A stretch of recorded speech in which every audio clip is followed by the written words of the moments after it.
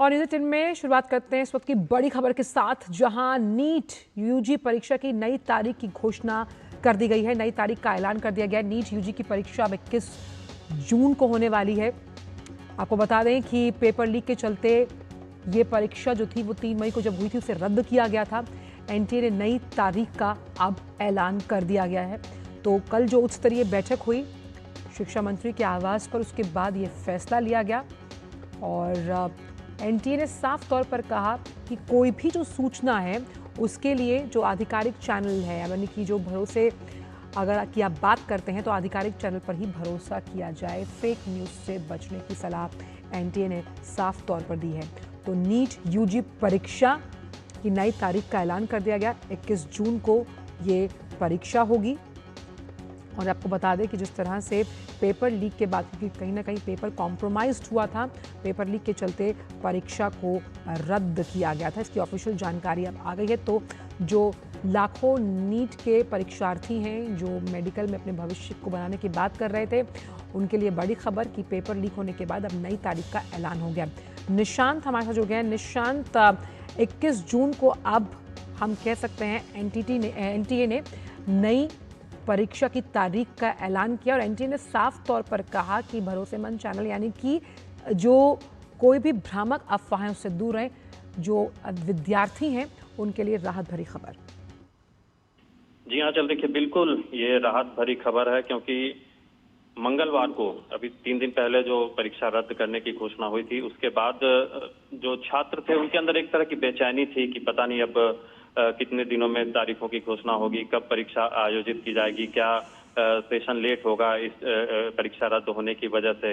लेकिन इन सभी अटकलों पर विराम लगाते हुए नेशनल टेस्टिंग एजेंसी ने त्वरित निर्णय लेते हुए और सरकार के से मशविरा करके त्वरित निर्णय लिया है और 21 जून को नई तारीख का ऐलान किया है। 21 जून को नीट यूजी की पुनर्परीक्षा होगी, क्योंकि जो मंगलवार को जब परीक्षा रद्द करने की घोषणा हुई थी, उस दिन एनटीए के डीजी ने कहा था कि 5 से 7 दिनों के अंदर ही नई तारीख का ऐलान कर दिया जाएगा और उससे जल्दी ही ये तारीख घोषणा कर दी गई है।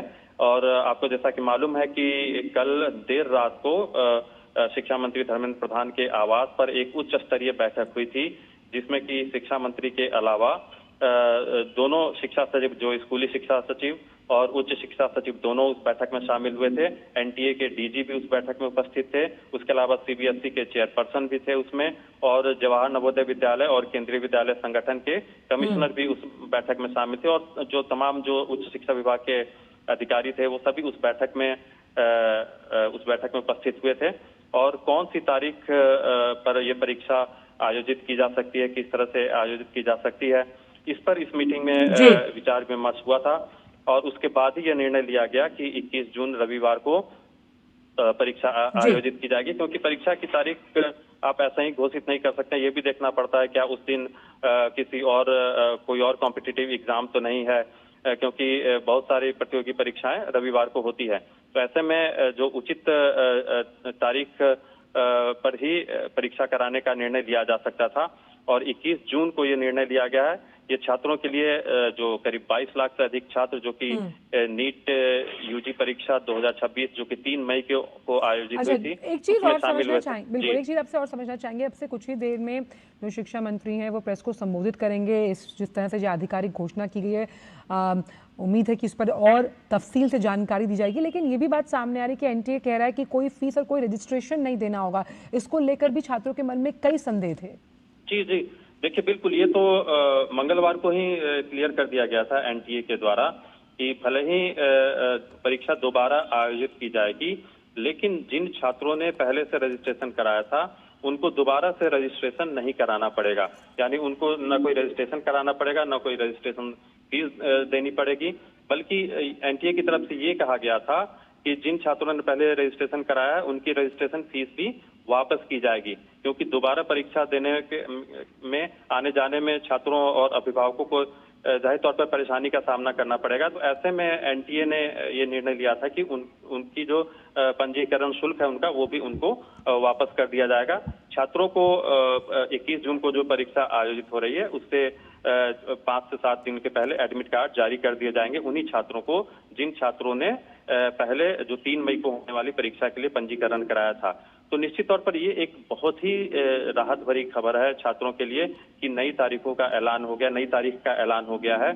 और इससे अब ये उम्मीद बंधी है कि जो अब समय पर जो अगला जो शैक्षणिक सत्र होता है वो समय पर शुरू हो पाएगा, क्योंकि मई में जो परीक्षा होती है उसका परिणाम भी मिड जून तक ही घोषित होता। और अब ये चूंकि परीक्षा जून में हो रही है तो मिड जुलाई तक परिणाम घोषित हो जाएगा। और जो अगस्त से जो मेडिकल काउंसलिंग कमेटी है वो बिल्कुल यही संदेह, बिल्कुल तो निशांत, यही सवाल छात्रों के मन में था कि अगर जो परीक्षा रद्द हुई वो उस परीक्षा का डेट कब तक अनाउंस होगा, क्योंकि जिस तरह से उसकी अनाउंसमेंट होगी उसके बाद पाइपलाइन में जो काउंसलिंग सेशंस है वो डिले ना हो जाए। तो कहीं ना कहीं अब क्योंकि अब डेट का अनाउंसमेंट हो गया है तो काउंसलिंग सेशंस भी जो है वो समय निर्धारित अपनी समय सीमा में करवाए जा पाएंगे।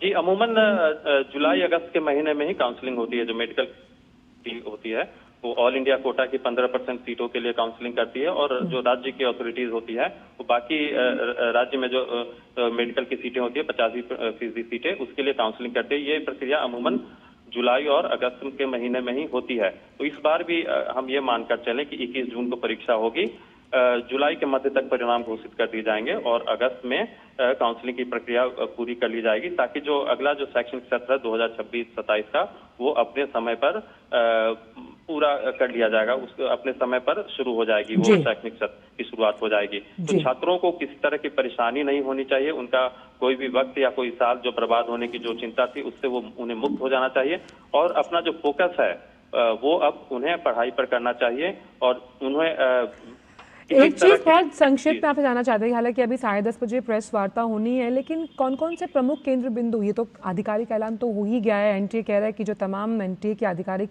जो साइट है उसी पर भरोसा किया जाए, सत्य और तथ्य के साथ, और भ्रामक अफवाहों से बचा जाए।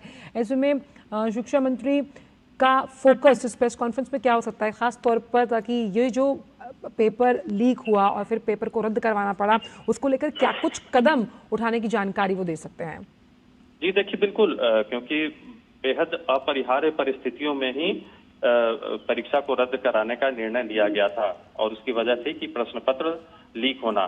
तो अब जब शिक्षा मंत्री 10:30 बजे एक प्रेस वार्ता करेंगे, उसमें वो उन तमाम कदमों की जानकारी देंगे कि किस प्रकार ये जो परीक्षा है किन किन केंद्रों पर आयोजित की जाएगी, क्योंकि इसमें जो सरकारी स्कूल्स हैं उन्हीं में वो परीक्षा आयोजित की जाएगी, और किस प्रकार जो फुल प्रूफ एग्जामिनेशन सिस्टम बनाया जाए, कैसे जो प्रश्न पत्र प्रिंटिंग से लेकर उसके ट्रांसपोर्टेशन और उसको परीक्षा केंद्र तक पहुंचाने की प्रक्रिया में जीरो एरर प्रक्रिया के साथ इस पूरी प्रक्रिया को पूरा कर लिया जाए, इसके बारे में तमाम तथ्य शिक्षा मंत्री अपनी प्रेस वार्ता में रखेंगे, ताकि जो पेपर लीक वो छात्रों को आश्वस्त कर पाए कि जो पेपर लीक जैसी घटनाएं जिस वजह से परीक्षा को रद्द करना पड़ा था, वैसी घटना फिर से दोबारा जो अगली परीक्षा होगी 21 जून को उसमें वो देखने को न मिले, और जो जीरो लीकेज के साथ यानी जीरो एरर के साथ परीक्षा को सुचारू रूप से संचालित किया जा सके, इसके बारे में तमाम पहलुओं पर शिक्षा मंत्री इस प्रेस वार्ता में जानकारी देंगे।